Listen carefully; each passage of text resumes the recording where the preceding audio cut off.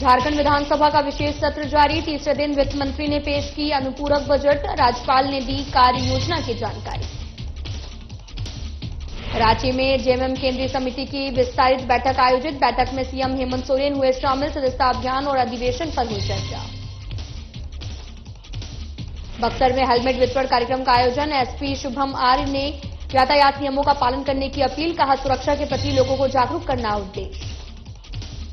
जामताड़ा में मां चंचला वार्षिक महोत्सव को लेकर तैयारियां जोरों पर। इस साल मां चंचला का 12वां महोत्सव होगा आयोजित। 16 से 18 जनवरी तक आयोजित होगा महोत्सव।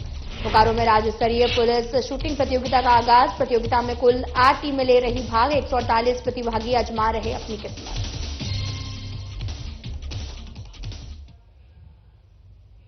नमस्कार, मैं हूं आपके साथ अंकिता पाल। बुलेटिन की शुरुआत करते हैं। विधानसभा के विशेष सत्र के तीसरे दिन राज्यपाल संतोष कुमार गंगवार का अभिभाषण हुआ। इसके बाद में वित्त मंत्री राधाकृष्ण किशोर ने वित्तीय वर्ष 2024-25 के लिए 11,697 करोड़ का अनुपूरक बजट पेश किया है। ये चालू वित्तीय वर्ष का दूसरा अनुपूरक बजट है। इसके बाद में सदन की कार्यवाही 12 दिसंबर सुबह 11 बजे तक के लिए स्थगित कर दी गई और सदन राज्यपाल अपने अभिभाषण के जरिए सरकार के कार्य योजना की जानकारी सदन को दी है। इसमें हर उन विषयों का उल्लेख था जिसको लेकर गठबंधन ने अपने साथ गारंटी में लाया था। अभिभाषण के जरिए गवर्नर ने ये बातें कही कि सरना धर्मकोड केंद्रीय गृह विभाग में लटका हुआ है। वहीं सदन में शामिल होने पहुंचे विधायकों ने सदन से बाहर निकलकर अपनी अपनी प्रतिक्रिया दी है। जोड़ते हैं और उनसे बात कीजिए, ये मैंने उनसे कहा था सरकार से, लेकिन सरकार ने उसे गंभीरतापूर्वक नहीं लिया। आज उसका ही दुष्परिणाम हुआ कि जो छात्र अपने सुनहरे भविष्य की तैयारी कर रहे हैं, आज वो सड़कों में पीटे जा रहे हैं, घसीटे जा रहे हैं, चोटिल हो रहे हैं, जख्मी हो रहे हैं। ये इस राज्य के लिए दुर्भाग्य का विषय है। आपका रुख क्या रहेगा सदन के अंदर? आपका रुख क्या रहेगा? देखिए, सदन के अंदर हमारा रुख बहुत ही कड़क रहेगा। इस विषय में हम छात्र के मुद्दों को बहुत ही गंभीरतापूर्वक सदन के पटल पर रखने का कार्य करेंगे। जयराम जी, कई छात्र अस्पताल में जेरे इलाज हैं, आप देखने जाएंगे? जी हाँ, कल के बाद उनसे मुलाकात करने के लिए जाएंगे। जैसे ही हम रांची छोड़ेंगे उनसे मिलने जाएंगे। पक्ष के लोग कह रहे हैं कि पूरी तरह से राजनीति हो रही है, कोई मुद्दा ही नहीं है आप लोगों के पास। देखिए, सबसे पहली बात, जब भी कोई सरकार में आती है तो अपनी त्रुटियों को, अपनी खामियों को बचाने के लिए सरकार इसी प्रकार का बयान जारी करती है, जो कि दुर्भाग्यपूर्ण है। उन्हें इन परिस्थितियों का सामना करना चाहिए। वह परिस्थितियों से भाग रही है। राज्यपाल के अभिभाषण में क्या ऐसा लगा, बताइए आपको? देखिए, आपका सहमत नहीं है? देखिए, राज्यपाल का अभिभाषण बिल्कुल उन्होंने जो अभिभाषण कहा उसमें बहुत बेहतरीन बातें रही और जो झारखंड के ज्वलंत मुद्दे हैं उन विषयों को उन्होंने सुझाया। उस दिशा में कार्य करने का उन्होंने पहल करने का आश्वासन दिया है। तो निसंदेह आज राज्यपाल महोदय का जो अभिभाषण रहा वो राज्य के लिए संतोषजनक रहा। बजट पर क्या कहेंगे? देखिए, बजट पर अभी चर्चा होगी। बजट पर इसके बाद ही हम कुछ कहेंगे। मैया योजना की राशि जिस तरीके से आपको लग रहा है कि ये मैनेज करना आसान नहीं, आसान नहीं होगा। उसके लिए आपको कटौती करना होगा। हो सके उसके लिए आपको मैंने बहुत सारी ऐसे विषय हैं, ऐसे सेक्टर्स हैं जहां आपको बहुत कटौती करना होगा। जयराम जी, आपका क्या स्टैंड रहेगा? पूरक बजट की जरूरत थी। आपने देखा, एक महत्वाकांक्षी योजना इस राज्य के महिलाओं के लिए उनके खाते में पर महीने 2,500 रुपये देना है। सरकार ने इसके लिए इस बजट को, अनुपूरक बजट को लाई है और हमें लगता है कि जिसकी जरूरत थी सरकार ने उस काम को किया है। एक सवाल और है, सीजीएल परीक्षा को लेकर छात्र आंदोलन में लाठियां चार्ज हो रही है, गंभीर मसला है। देखिए, आंदोलन करने का, अपनी बात को अभिव्यक्त करने का इस देश में आजादी है, लेकिन उसके तरीके होते हैं कि भाई लक्ष्मण रेखा को हम ना लांघे। हो सकता है पुलिस अपना बल का कहीं प्रयोग की होगी, कोई कानून को हाथ में लेगा तो कानून को दायरे में रखने का पुलिस का काम है, वो अपना की होगी। जब तक मुझे पूरी जानकारी ना हो तो उस पर कुछ कहना जल्दी होगा। छात्रों के भविष्य के बारे में सोचेंगे सर? उनके जाने के बाद वो आंदोलन उग्र हो जाता है, छात्र हो जाते हैं। देखिए, भारतीय जनता पार्टी की आदत सी रही है कि किस तरह से बहालियों को रोका जाए, सरकार को बदनाम किया जाए, सरकार को नाकाम साबित किया जाए। और इसलिए कभी वो सीबीआई जांच की मांग, कभी कोर्ट में घसीटने का प्रयास, कभी आंदोलन से बाधित करने का प्रयास और वो उकसाने का प्रयास करती है। हमें नहीं लगता कि राज्य के नौजवान उनके बहकावे में आने वाले हैं। कुछ लोग होते हैं जिन्हें लगता है उनकी बातें पसंद आ जाती है, उनके इशारे पर चलते हैं, लेकिन अंततः परिणाम सकारात्मक आएगा। देखिए, अच्छा रहा और अभी अब देखना है कि इस पे कितना हमारी सरकार अमल उतरती है। मैडम छात्र आंदोलन कर रहे देखिए, हैं। हम लोग छात्र के साथ हैं और जो होगा हम लोग छात्र के जो भी समस्याएं हैं छात्र के साथ हम लोग पहले भी थे और आज भी हैं। विद्यार्थी का पक्ष है हम सब, और जो भी विसंगति है उसको सीबीआई जांच हो। झारखंड विधानसभा में इंडिया गठबंधन के 56 सीटों पर जीत और झारखंड मुक्ति मोर्चा को 34 सीटों पर जीत हासिल हुई है। चुनाव में बेहतर प्रदर्शन और दोबारा हेमंत सरकार बनाने को लेकर मुख्यमंत्री हेमंत सोरेन की अध्यक्षता में सीएम आवास पर झारखंड मुक्ति मोर्चा केंद्रीय समिति की विस्तारित बैठक आयोजित हुई और बैठक में नवनिर्वाचित विधायक और जिला अध्यक्ष और प्रखंड अध्यक्ष के अलावा पार्टी से जुड़े नेता और कार्यकर्ता शामिल हुए। मुख्यमंत्री हेमंत सोरेन ने भी सभी कार्यकर्ताओं को धन्यवाद दिया और कहा कि आप सभी कर्मठ नेताओं और जुझारू कार्यकर्ताओं की कड़ी मेहनत और करोड़ों राज्यवासियों के आशीर्वाद के फलस्वरूप झारखंड में मजबूत अबुआ सरकार का गठन हुआ है। इसके साथ ही मौके पर पार्टी के मजबूती के लिए सदस्यता अभियान और अधिवेशन पर भी चर्चा हुई है।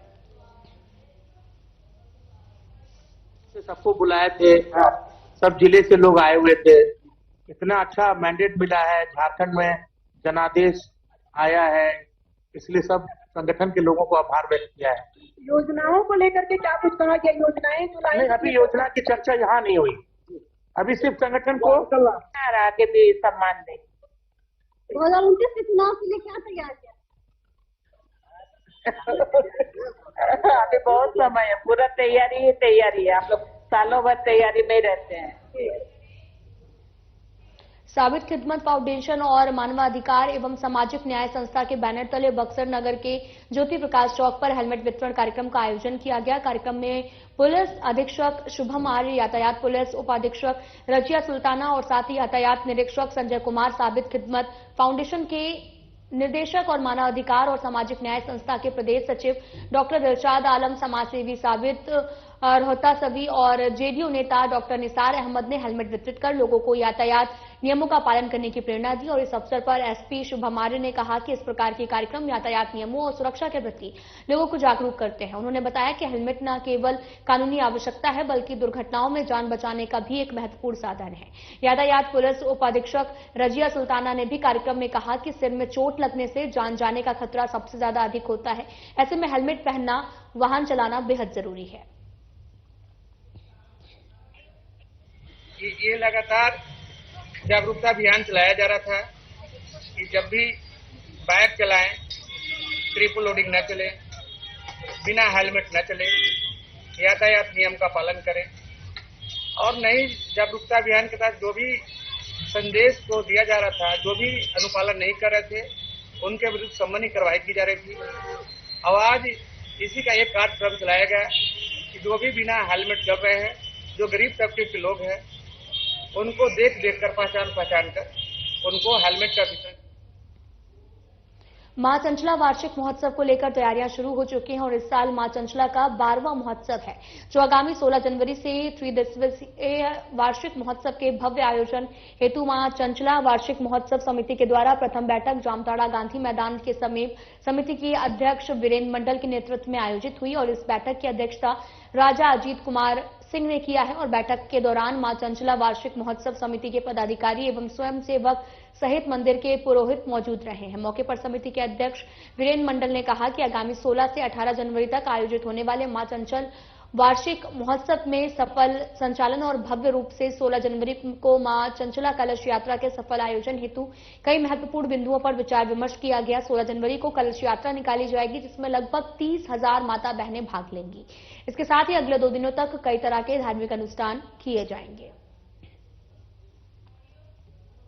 प्रत्येक वर्ष की भांति इस वर्ष भी मां चंचला त्रिदिवसीय वार्षिक महोत्सव को हम लोग ऐतिहासिक रूप से मनाने जा रहे हैं।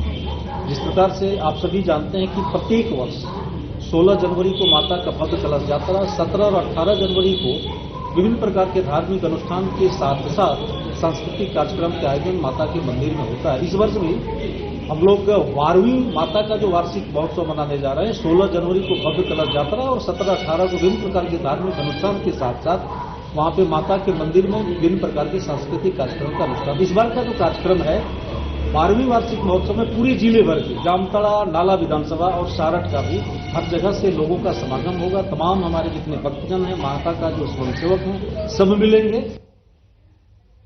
समाज कल्याण शाखा द्वारा SJSY भवन में महिला हिंसा लिंग आधारित हिंसा के तहत में जागरूकता अभियान को लेकर जिला स्तरीय कार्यक्रम आयोजित किए गए हैं, जिसका विधिवत उद्घाटन उपायुक्त कुमुद सहाय और SP जामताड़ा और साथ ही अन्य पदाधिकारियों ने दीप प्रज्वलित करके किया है। इस मौके पर जिले के कई क्षेत्रों में आमजनों के साथ में गणमान्य लोग और पुलिस के पदाधिकारी मौजूद रहे हैं, जहां पर अधिकारियों ने भी उपस्थित पुलिस प्रशासन और लोगों को महिला के खिलाफ हिंसा लिंग आधारित हिंसा को रोकथाम के लिए कई तरह की बातों को रखा गया है। इसके साथ ही नाटक का भी मंचन किया गया और वहीं उपस्थित सभी लोगों ने महिला हिंसा रोकथाम को लेकर शपथ लिया है। साथ ही मीडिया से बात करते हुए जामताड़ा उपायुक्त कुमुद सहाय ने बताया कि आज जिला स्तरीय महिला हिंसा उन्मूलन दिवस के तहत एक सेमिनार का आयोजन किया गया है, जिसमें जिले के कई क्षेत्रों के महिलाएं और पुलिस साथ ही प्रशासन और अन्य लोग भी शामिल हैं। सभी के बीच में महिला के खिलाफ हिंसा लिंग आधारित हिंसा की रोकथाम के लिए चर्चा की गई है।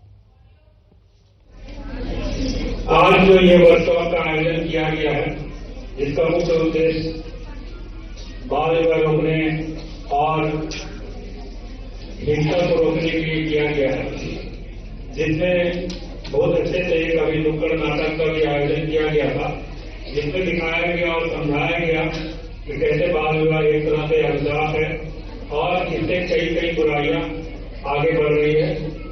बाल विवाह एक तरह से बच्चों को बढ़ने से रोकता है, उनकी जो कैपेबिलिटीज होते हैं, पढ़ने की इच्छा होती है, उनमें गतिरोध पैदा करता है और उसका जो भी इच्छा होती है उसके अनुरूप।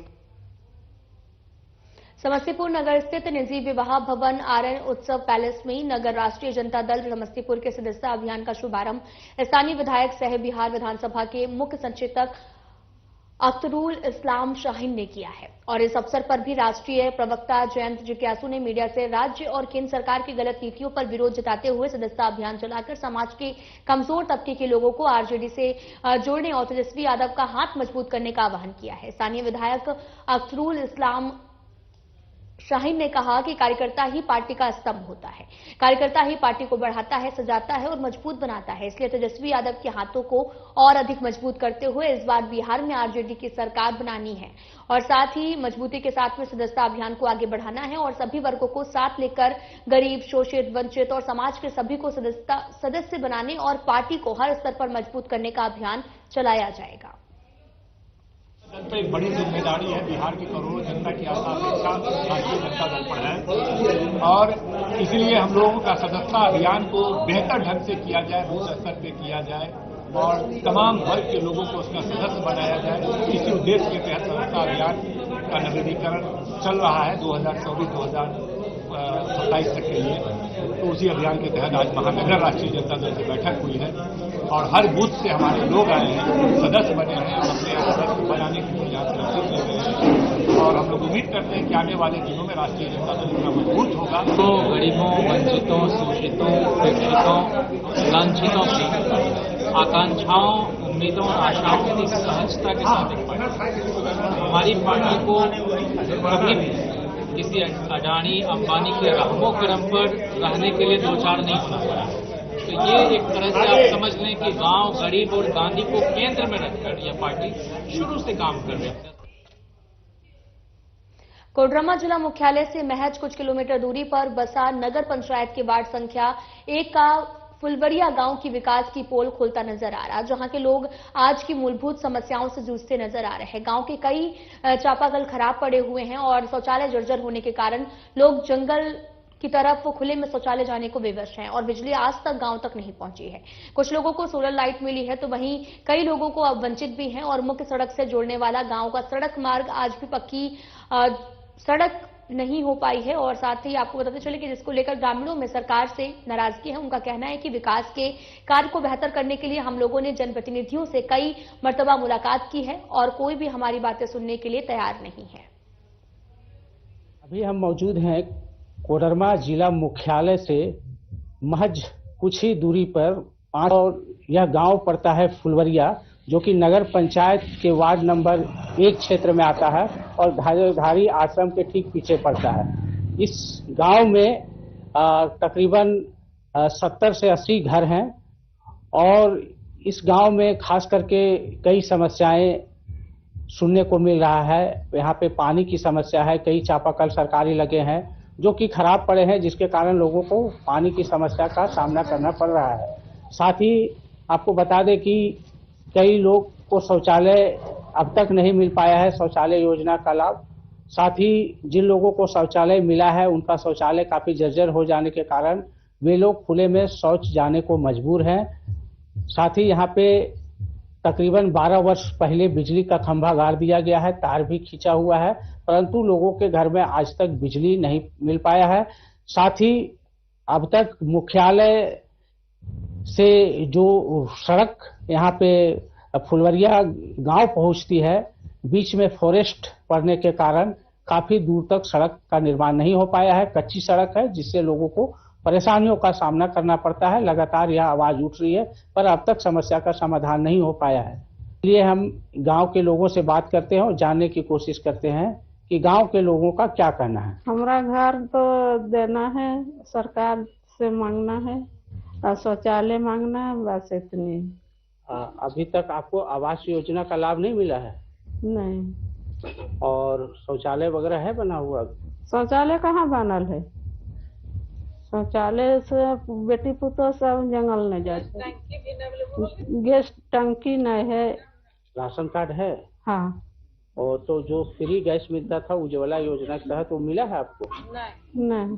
फुलवरिया में शौचालय नहीं है, फिर सब पहले दिया था टूट गया, और जाते हैं उधर मैदान करने लेटरिन तो बाथरूम तो कभी साफ निकल जाता है, तो ये सब पानी बरसात के समय नहीं, सब पूरा जंगल हो जाता है। जंगल नहीं जाता है तो बच्चा के साफ है, बिछा है, काट लेता है। पानी उन्हीं पीने का साधन है आप लोग का? पानी उन्हीं पीने का साधन बस एगो उधर कुइया है, या कल है से कभी कभी कल मिंगड़ जाता है, जवाब देता है। हाँ, बहुत सारा है, लेकिन अभी तक बिजली उपलब्ध नहीं है फुलवरिया में। कितने वर्षों से ये स्थिति है? यहाँ 2017 में पोल खड़ी कर दिया था, है ना। उसके बाद उस समय गन्ने के टाइम मिस्त्री लोग बोल दिया कि पोल खड़ी कर दिए, लेकिन यहाँ बिजली कनेक्शन आना मुश्किल हो जाएगा। खाली वो जो काम किया वो करके निकल गया। फिर लगातार आप लोग मांग करते रहे, फिर क्या हुआ? यहाँ से लेकर कुछ हेमंत सोरेन तक ही दिए हम लोग, दिल्ली तक आ गए, कोई समस्या। जमशेदपुर के बर्मा माइंस थाना अंतर्गत दुर्गा पूजा मैदान की घेराबंदी करने पहुंची टाटा स्टील की टीम को स्थानीय पूजा कमेटियों ने भारी विरोध का सामना करना पड़ा है। उक्त मैदान में दो पूजा कमेटियां हर साल दुर्गा पूजा का आयोजन करती हैं और अचानक टाटा स्टील द्वारा उक्त मैदान में घेराबंदी कराई जा रही, जिसके बाद में दोनों पूजा कमेटियों ने विरोध शुरू कर दिया है। इधर स्थानीय पुलिस दोनों पक्षों को समझाने में जुटी है और इस संबंध में बीजेपी नेता सतवीर सिंह सोमू ने भी बताया कि टाटा स्टील को मानवीय संवेदना से कोई सरोकार नहीं रहा।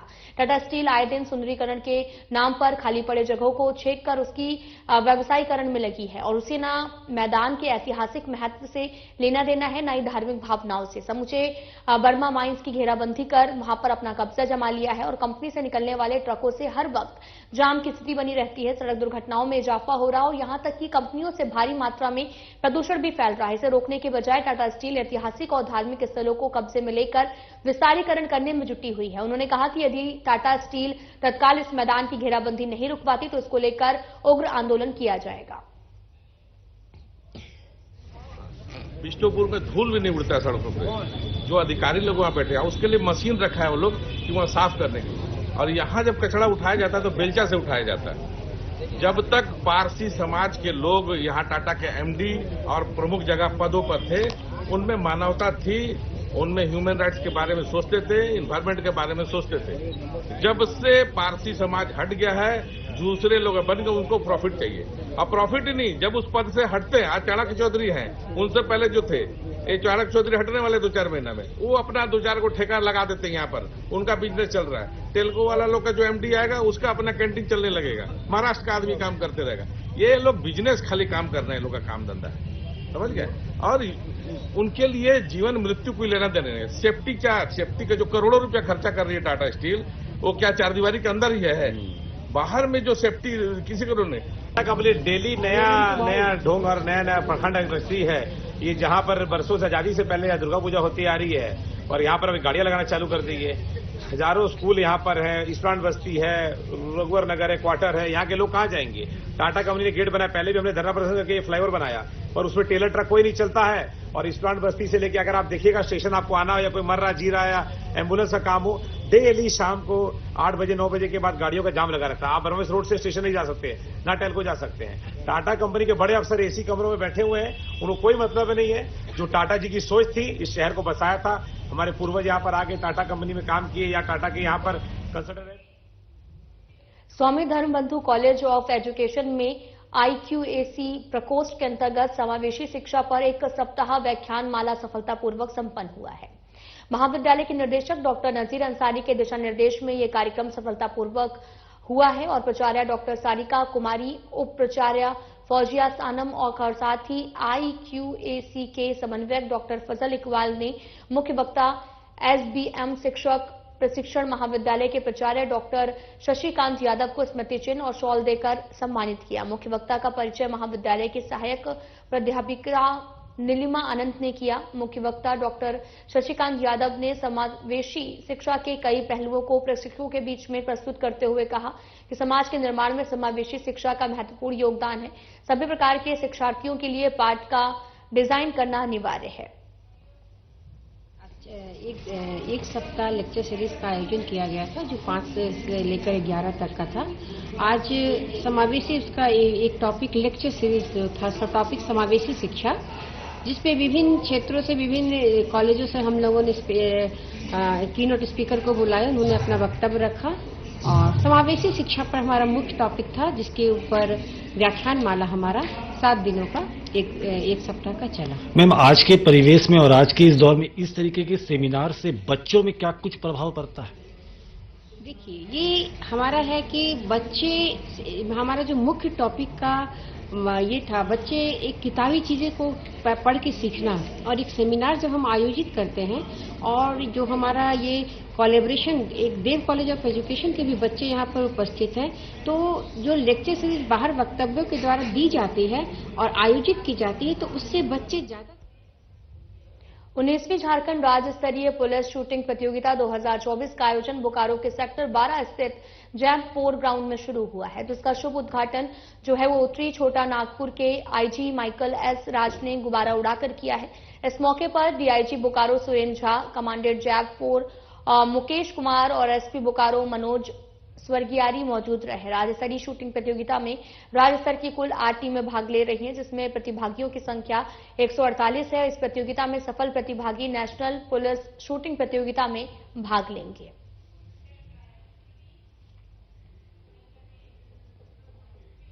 बुडू अनुमंडल पदाधिकारी किस्टो कुमार बेसरा ने भी बुधवार को बुडू SBI गोदाम और सोनाहातू SBI गोदाम सोनाहातू स्वास्थ्य केंद्र का औचक निरीक्षण किया। इस निरीक्षण में आपको बताते चले कि बुडू अनुमंडल पदाधिकारी, सोनाहातू प्रखंड विकास पदाधिकारी, सोनाहातू अंचल अधिकारी और कई पदाधिकारी शामिल हुए। निरीक्षण में बुडू अनुमंडल पदाधिकारी ने बताया कि लगातार क्षेत्र के निरीक्षण कर रहे हैं और जहां पर भी किसी प्रकार की त्रुटि मिल रही है, वहां पर तुरंत सरकार के निर्देश के अनुसार कार्रवाई कर रहे हैं। आदेश है, जैसे कि मैंने पहले भी बताया था, जिला स्तर से एक आदेश आया है, तो अनुमंडल अंतर्गत जितने भी गोदाम है, FCI गोदाम है, उसकी जांच करनी है, उसका लेखा जोखा देखना है। पूरा 1 साल का अनाज कितना अवशेष है, कितना खपत हो गया है, कितना पुनः अवशेष है, इस सभी की समीक्षा की जा रही थी, जांच की जा रही थी। मैंने आज 2 जगहों पर, 2 प्रखंडों पर जांच किया है, बुंडू में और इसके बाद सोनाहातू में। तो दोनों जगह पे जांच के द्वारा मैंने भौतिक सत्यापन की गया, उसमें मुझे कहीं कोई गड़बड़ी नजर आई, मुझे लगा कि सभी सही है। साथ ही साथ मैं सोनाहातू प्रखंड आया हूं, तो मुझे लगा कि सोनाहातू प्रखंड भी इसके अलावा, गोडाउन के अलावा भी दूसरी चीजें जांच करनी चाहिए। इसी के दौरान मैंने सामुदायिक स्वास्थ्य केंद्र सोनाहातू। जमशेदपुर के SSP किशोर कौशल ने आज पोटका थाना का निरीक्षण किया है और थाना के कार्यों का समीक्षा किया। पूर्वी सिंहभूम जिले के वरीय आरक्षी अधीक्षक किशोर कौशल ने बुधवार को ग्रामीण क्षेत्र के पोटका थाना का निरीक्षण किया। निरीक्षण के क्रम में SSP ने थाना के अभिलेखों की गहनता से जांच की, लंबित कांड, वारंट, अपराध नियंत्रण हेतु क्षेत्र में सघन गश्ती करने का निर्देश दिया। मौके पर मौजूद DSP संदीप भगत और साथ ही पोटका थाना प्रभारी रवि होनहाका मौजूद रहे। वार्षिक निरीक्षण करना आवश्यक है और उसी के अनुपालन हेतु आज कोटका थाना अंतर्गत आना हुआ है और थाने के जो भी दस्तावेज हैं, जो रिकॉर्ड्स हैं, जो सरिस्ता कार्य है, उन सभी का निरीक्षण किया जा रहा है। खासतौर पर कांडों के अनुसंधान की स्थिति की समीक्षा की जा रही है। जो वारंट, कुर्की, समन, नोटिस वगैरह जो लंबित हैं, उनका जल्द से जल्द निष्पादन करने का आदेश दिया जा रहा है। साथ ही साथ थाना को भी अपडेट करने का निर्देश दिया गया है और पूरे क्षेत्र में विधि व्यवस्था संधारित रहे और साथ ही साथ अपराध नियंत्रण में रहे, इसको लेकर के जितने भी हमारे यहाँ पे पदाधिकारी और कर्मीगण हैं, उन सबको निर्देश दिया। फिलहाल बुलेटिन में इतना ही। नमस्कार।